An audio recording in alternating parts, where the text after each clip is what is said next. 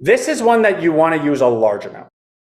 And the chart that I sent in this morning's email, NVIDIA plus Apple plus Google plus Microsoft plus Facebook plus Tesla. If you take all of those stocks and put it into one stock, that's the chart pattern. And what you can see with that chart pattern is it's fairly ominous. Now, mind you, Apple reports earnings this week, Facebook reports earnings this week, Tesla already reported earnings, Microsoft reports earnings this week, and NVIDIA, which is the point of this conversation, reports earnings November 21st, which is 28 days from now. Exciting stocks run into earnings because the belief is, oh my God, I wonder what they did. Now, as you saw with Tesla, if those numbers are not good, in fact, we had cited early last week that we believed Tesla would get to 200 when Tesla was 250, and that NVIDIA would get to 400 when NVIDIA was 450. So if Tesla got annihilated for bad earnings, what is the belief that Microsoft and or Apple and or Facebook are all going to have great earnings? And if they do, does it warrant the run-up going into those earnings? And if one doesn't, is it going to be consolidated to just that one, or is it going to spread? And if one or two or three have bad earnings and those stocks sell off, that chart you saw will break that support, and how low does it go? I think the odds are greatly in favor that these things are going to sell off.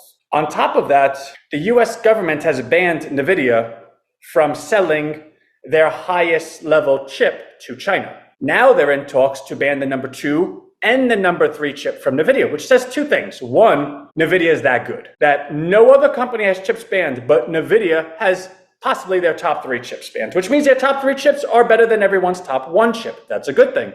If the market as a whole is selling off, does NVIDIA get pulled with it? Well, yeah. So if we simultaneously believe that these things are going to sell off, and that NVIDIA is the greatest and best and the best and the best and the best, and I will choose nothing but it, what's the conversation then become? Well, it becomes timing.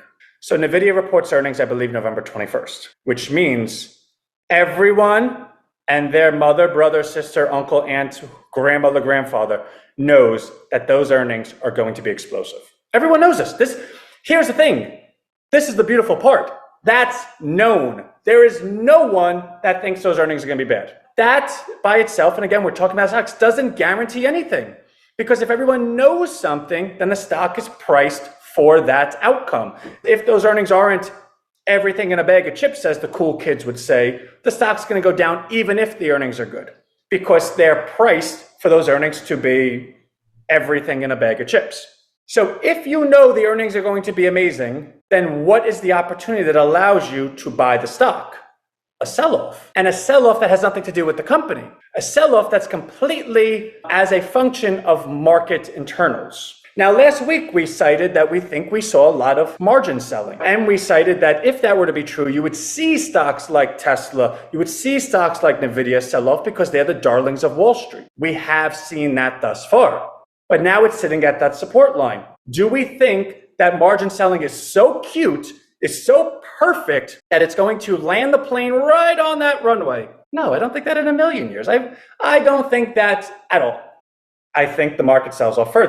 And I do think there'll be an opportunity that the people that are in NVIDIA will say, I don't, you know what? I don't know what's going on.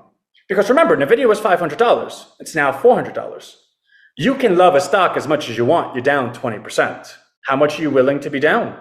Now, say you bought NVIDIA and you margined your account and bought NVIDIA.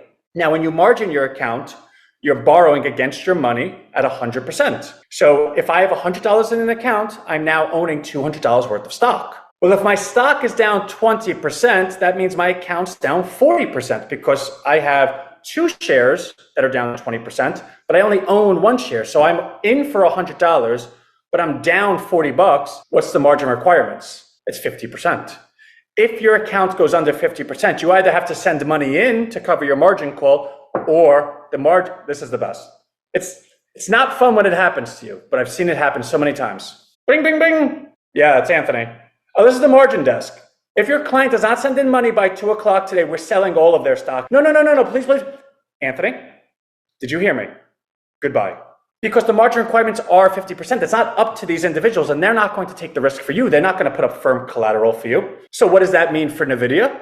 Well, if you owned it at 500, now I don't think everyone owns it at 500, but let's say 470. What's 25% less than 470? Let's just say 390 between friends. At 390, NVIDIA has a serious problem.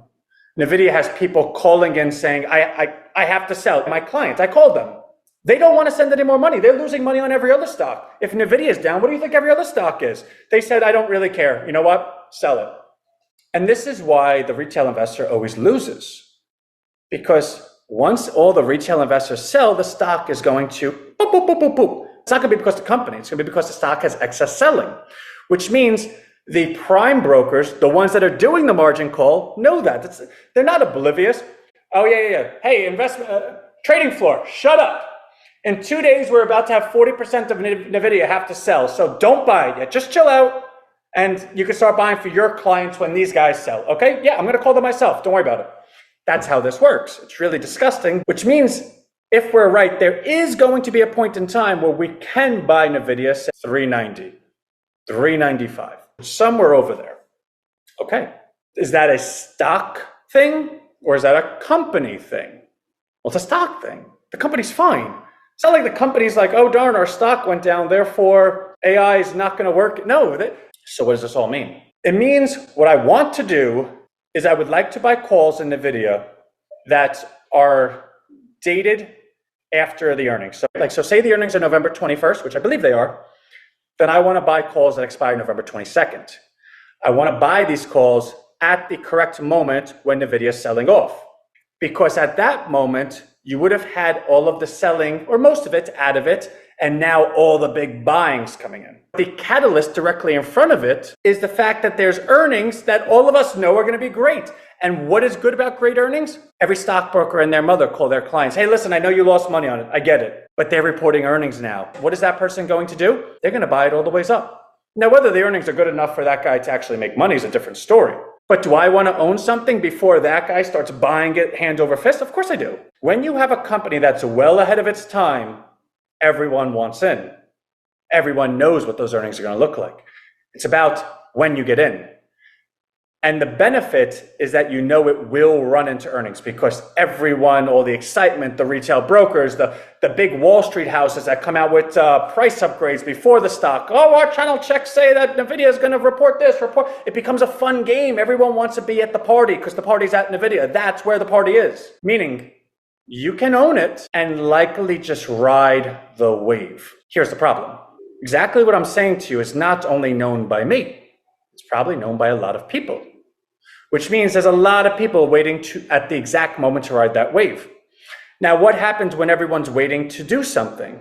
Well, you have it happens and then it doesn't. For instance, let's say NVIDIA gets to 405 and then a whole bunch of people say, okay, I waited enough. 405 is a good number. Let me get in. Okay, they get in and then say they run it to 415. What would I think in that moment? Oh, damn it, it's running now, it's running. Okay, get in, get in, get in. But maybe that was the false one, right? Like, okay, haha, all those suckers got in.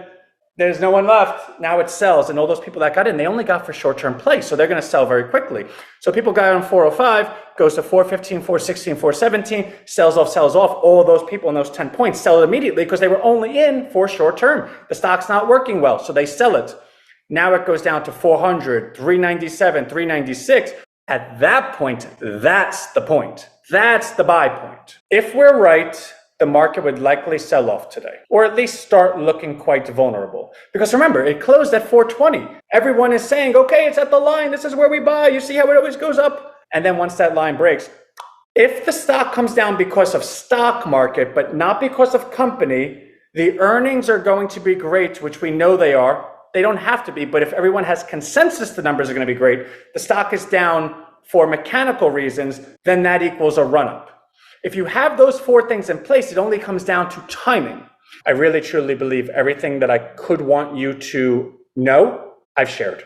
And you're in the position to now be thinking, because honestly, I'll leave off with this. This is one of those trades that you want to use a large amount.